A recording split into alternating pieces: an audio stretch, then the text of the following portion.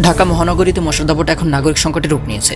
সেই সঙ্গে আক্রান্তের সংখ্যা ছাড়িয়েছে অতীতের যে কোনো সময়কে। ডেঙ্গু আক্রান্ত হয়ে প্রতিদিন হাসপাতালে ভর্তি হচ্ছেন রোগীরা। এর মধ্যে আবার কিউলেক্সের চোখ রাঙানিতে তটস্থ রাজধানীবাসী 24 ঘন্টায় ডেঙ্গুতে আক্রান্ত হয়ে দেশে 5 জনের মৃত্যু হয়েছে। চলতি বছর এ পর্যন্ত একদিনে ডেঙ্গুতে সর্বোচ্চ মৃত্যু এটি। এ সময় নতুন করে আরও 159 জন ডেঙ্গু আক্রান্ত রোগী হাসপাতালে ভর্তি হয়েছেন। তাদের মধ্যে সবচেয়ে বেশি 124 জন আক্রান্ত হয়েছেন বরিশাল বিভাগে। গত শুক্রবার স্বাস্থ্য অধিদপ্তরের হেলথ ইমার্জেন্সি অপারেশন সেন্টার ও কন্ট্রোল রুম থেকে পাঠানো ডেঙ্গু বিষয়ক বিজ্ঞপ্তিতে এ তথ্য জানানো হয়। স্বাস্থ্য অধিদপ্তরের বিজ্ঞপ্তিতে বলা হয়েছে 24 ঘন্টায় বরিশাল বিভাগে 4 জনের মৃত্যু হয়েছে। এছাড়াও ঢাকা দক্ষিণ সিটি কর্পোরেশনে 1 জনের মৃত্যু হয়েছে।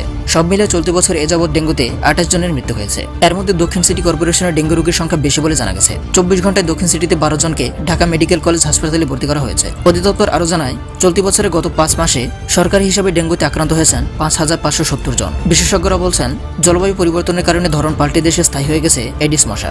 কিউলেক্স মশার প্রজননও বাড়ছে।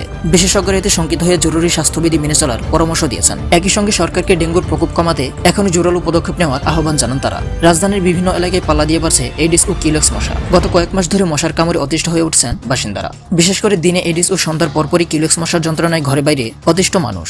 একসময় রাজধানীতে নির্দিষ্ট সময়ে মশার উপদ্রব বেশি থাকলেও এখন তা বছর জুড়েই এবং 24 ঘন্টায় দেখা যাচ্ছে। দিন যত গড়াচ্ছে মশার যন্ত্রণা নিয়ে নগরীতে আতঙ্ক তত বাড়ছে। রাজধানীর বিভিন্ন এলাকায় খোঁজ নিয়ে জানা গেছে, বিভিন্ন এলাকায় সড়ক থেকে শুরু করে অলিগলি থেকে সম্পূর্ণ বর্জ্য অপসারণ না হয় ঈদের পরপরই মশার উৎপাত বেড়েছে। সংশ্লিষ্ট কর্তৃপক্ষের অবহেলাকেই মশা বাড়ার জন্য দায়ী করছেন এলাকাবাসী।